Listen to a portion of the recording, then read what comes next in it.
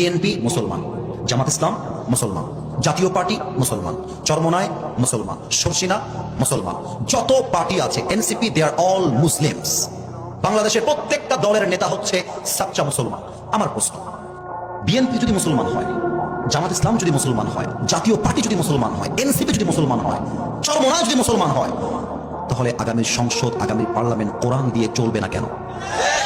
আমাদের দাবি জামাত ইসলাম হিসেবে নয়, আমি কোন পলিটিক্যাল পার্টির সাথে I am not connected with any political party in Bangladesh. I am just talking about on this matter as a citizen of Bangladesh.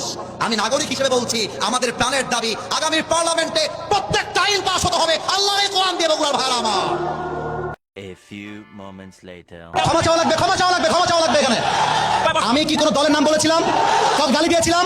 দাঁড়ান দাঁড়ান দাঁড়ান, আমার ভূমিকার কথা শুরু হয়েছিল 3.5 হাত মাটির খবর দিয়ে। যুবক ভাই বলো, আমি এতগুলো আয়াত বললাম আল্লাহর কোরআন দিয়ে আইন চলবে, এটা কোনো রাজনৈতিক কথা হইতে পারে? এটা মুসলমানদের কই যাতে হবে? আগামী সংসদ চলবে কোরআন দিয়ে।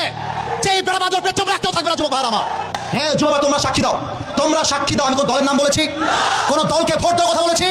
আমি জাস্ট বলেছি আল্লাহর জমিনে আইন যদি পাস করতে হয়, ব্রিটিশ আইন নয়, আল্লাহর কোরআন দিয়ে আইন পাস করতে হবে। এই কথা যদি রাজনীতি হয়ে যায়, আপনার মাথায় টুপি কোনো নাম নাই, পাঞ্জাবির দরকার নাই, আপনি জিন্সের প্যান্ট পরে ঘুরে বেড়ান।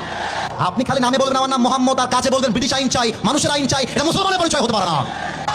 Who is he? Who is he? So আমি কি কোনো দলের কথা বলেছি?